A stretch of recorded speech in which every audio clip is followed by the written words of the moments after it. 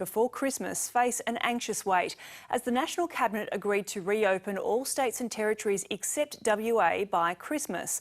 Prime Minister Scott Morrison says the National Cabinet also agreed to keep borders open in 2021, a step he says is crucial. Well, let's bring in our political panel. We are joined by Liberal MP Jason Falinski and also joined by Labor MP Josh Wilson, who is in the Shadow Assistant Minister for the Environment. Good morning to you both and welcome. Morning, happy Diwali. Happy Diwali. We'll come to domestic issues in just a moment, but it'd be great to just get your thoughts both on President Trump. We just heard from him in the last hour. It's the first time he's spoken since the US election. He's been pretty quiet up until now. It's been an extraordinary week. Josh Wilson, I'd just like to get your take on this transition period that we're seeing play out in the United States. Well, it's been an interesting couple of weeks in US politics. I'm glad that the result is now clear and President-elect Joe Biden will move forward towards his inauguration in January. He seems to be going about building the personnel will be part of his administration in a calm and steady way. I'm really glad that one of the key indications he's given is that the United States intends to get back into the Paris Climate Accord and therefore be part of the necessary effort on a global basis to address climate change. And that's great for the global community. It obviously puts a focus on Australia because if the US, like Japan and New Zealand and Germany and France and many other countries, is going to commit to net zero emissions by 2050, that makes Australia a stark outlier on that issue. And I hope that the Morrison government will change its tune in 2021 because we need to make a start on taking serious action to address climate change. Jason, can I put that to you? To what extent does Joe Biden's new leadership put pressure on Australia to change its policies? Well, I don't think it puts pressure on us. I think it's actually a continuation of what we've been doing. So we're really comfortable with the Biden administration or what Joe Biden's been saying on the climate change. A lot of it is exactly what we've been doing. It's stress on technology. He's re-entering the Paris Agreement, which of course we've always been a member of. It was the Liberal Party that signed up to the Paris Accord. So I think these are positive things. It's good this is a global problem. It's not a problem that just Australia can fix. And so it's very important that we have the United States back at the table, showing leadership on this issue. And I think that their approach is very similar to the approach that Australia has taken. But Jason, isn't it sort of important to commit to a target by 2050 when particularly you have people from, say, the Climate Council, senior researcher there, Tim Baxter, estimates that if Australia followed its current path, that it would hit net zero by 2393? Yeah, look, those statistics are just simply put not right. But your broader point is, I think, a correct one, which is that we need to have in place where we want to be by what time period. Now, we've put in place a whole series of announcements this year and last year about the things that the federal government is doing in conjunction with the states to ensure that we get to a period where we can announce as the Prime Minister at what point we'll be getting to net zero. Now, the Prime Minister has said that he'd like to get to net zero before 2050 if possible. The Paris Agreement says that you need to be at net zero in the second half of this century. We will do that quite easily, but clearly we would like to be one of those countries that are at the front of the pack on this issue, and showing leadership where we can.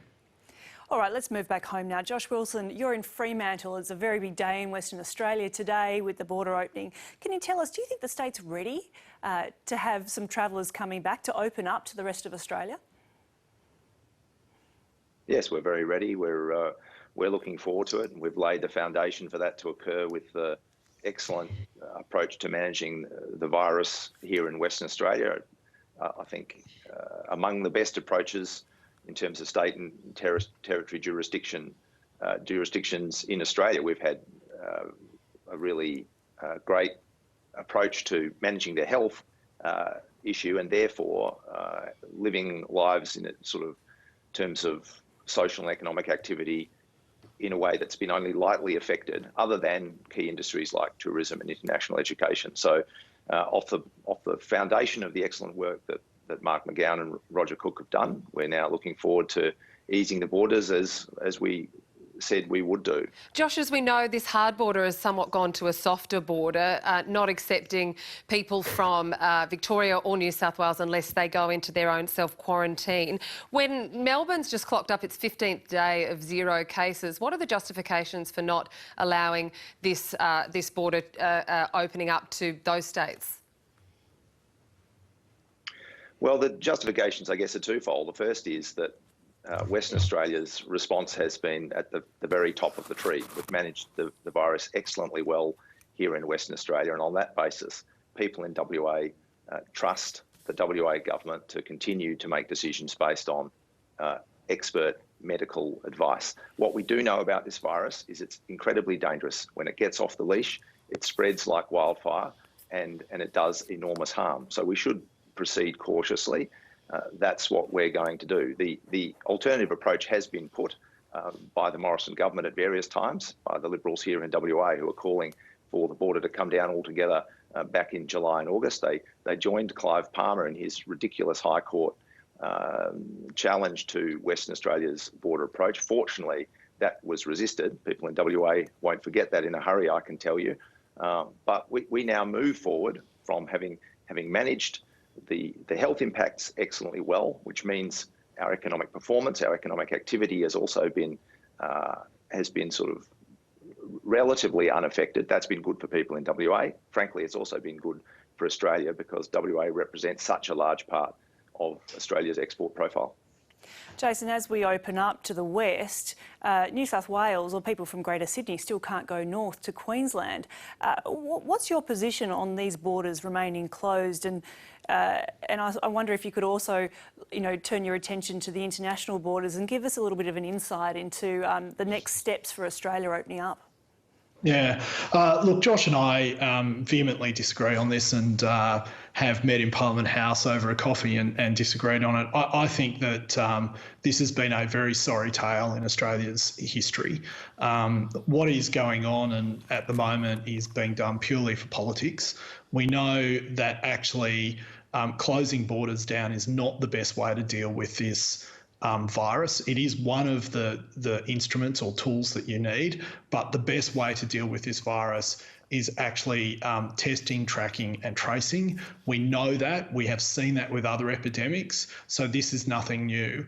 And what some of the state premiers have done, while very popular, is incredibly divisive.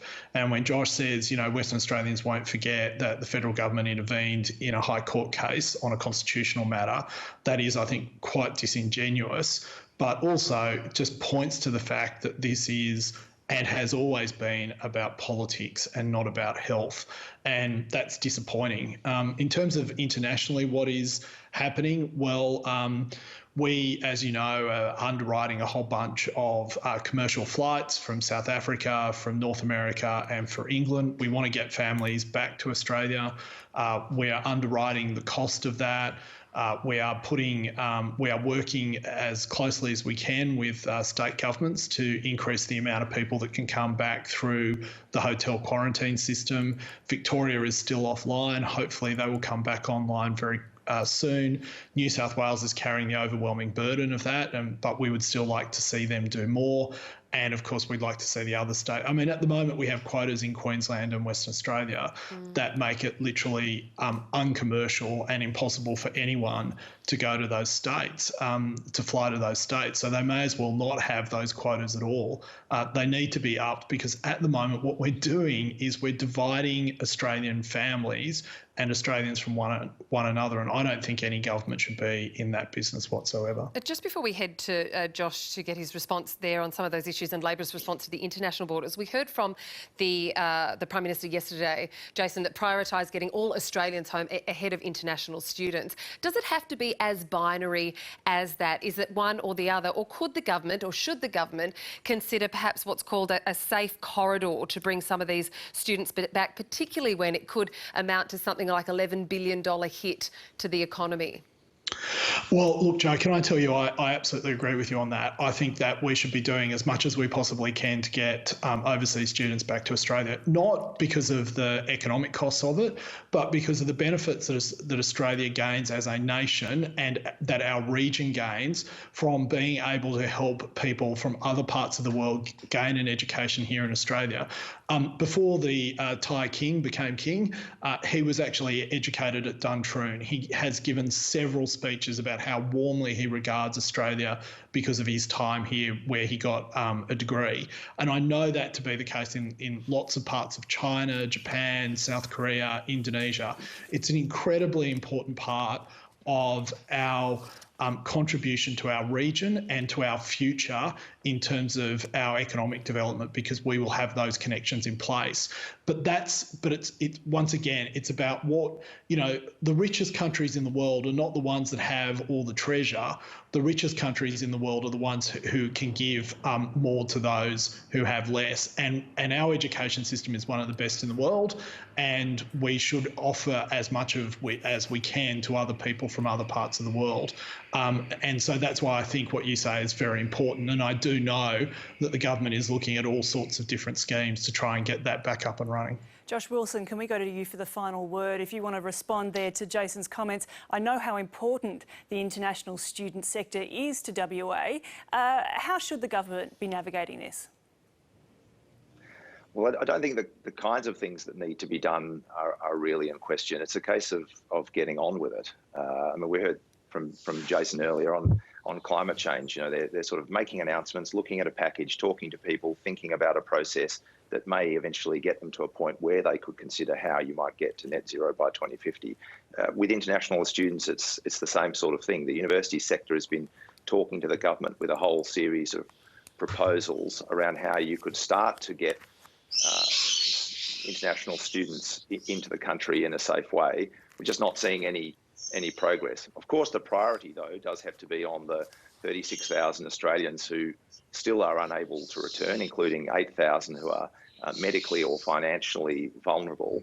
The government does seem to be able to sort of move heaven and earth from time to time on things that they really focus on. This seems to be one of those ones that's fallen through the cracks, and I don't see why. They've been a big one for setting deadlines. The sort of let's get certain things done by Christmas is one of them. Let's get those people home by Christmas.